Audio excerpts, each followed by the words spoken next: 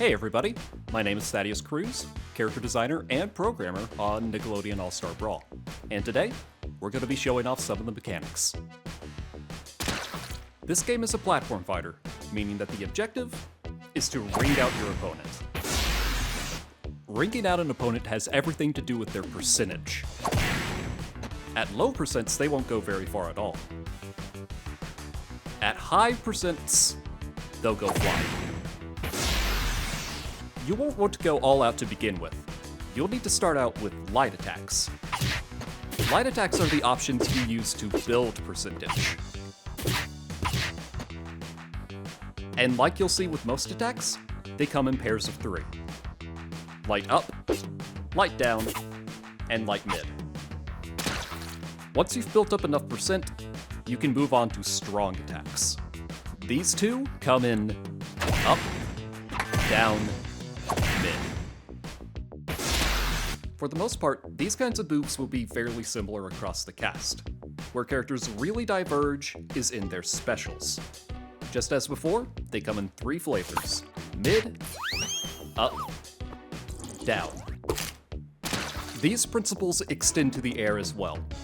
All characters have 3 light attacks in the air, 3 special attacks in the air, and 3 strong attacks in the air. In regards to strongs, the direction you choose determines the interaction with other strongs. Down beats mid and causes a stagger. Mid beats up and causes a turnaround.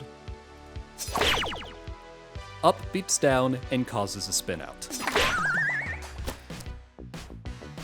The primary exception to the directional system is in the form of dash attacks. Once you build enough speed on the ground, you will see a dashing effect.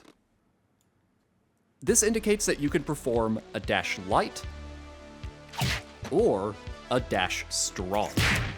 Of note, on hit, these attacks can be cancelled into anything. In addition to attacks, grabs also fall into this directional system.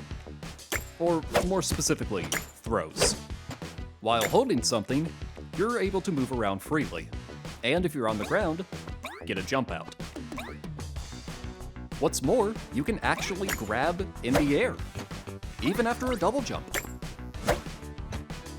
And just like the ground, you could throw in the air. Guarding in this game is indefinite. There is no penalty for holding it down. Instead, the penalties come in the form of being pushed back. If you reach a ledge, you enter teeter. If you're hit again in this phase, you can be punished.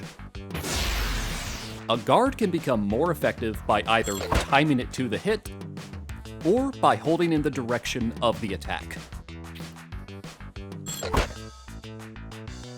Doing both initiates a perfect guard, where you can react immediately. But you won't need to guard all the time, especially if somebody's coming at you with projectiles. Instead, just hit them right back.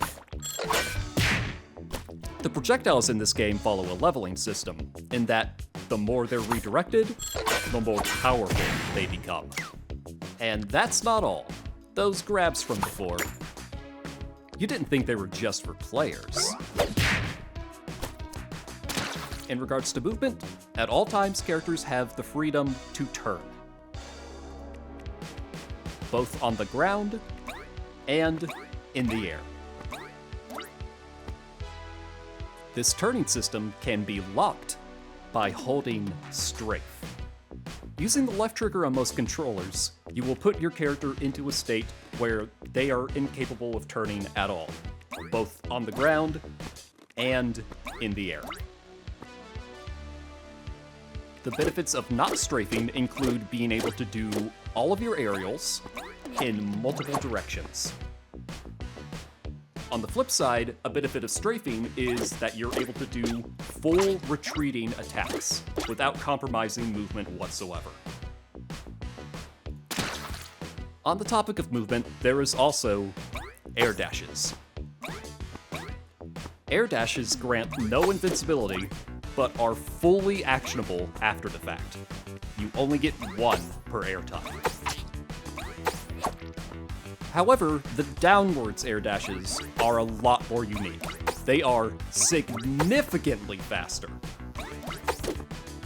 and are actionable into any attack. By utilizing downwards air dashes, you can waveland. And if you can waveland, you can wave dash. And last, but certainly not least, you can't have a platform fighter without taunts.